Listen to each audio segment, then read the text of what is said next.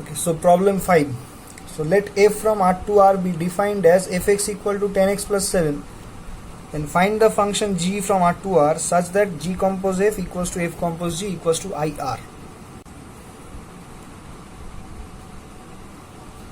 Okay, so in this type of problem we'll see which function is given, that we will take in the left side. So if f is given, we will consider f compose g equals to I, and if g is given, then we will consider g compose f equals to I. So here f is given, so we will start with f compose g equals to I. So let f compose g equals to I R.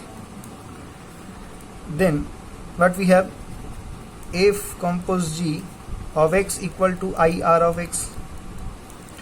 So remember, this is saying that the two functions are equal, f compose g and I are equal functions, and in the next step we are saying that the values of the function at the point x are equal. So from here we can say f of gx equals to IRx, and what is the value of IRx? It is nothing but x. So since gx is unknown, we will leave it as it is, and we will start with the function f.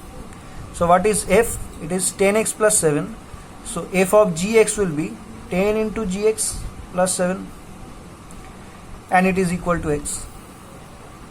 So from here we will see that what is the value of gx? It is nothing but x minus 7 by 10. So it is done. So this was the unknown function g, so that g compose f is, or f compose g is identity.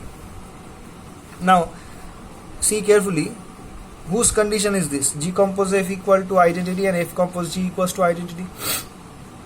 This is the condition for inverse. So in this case we can say f is the inverse of g and g is the inverse of f.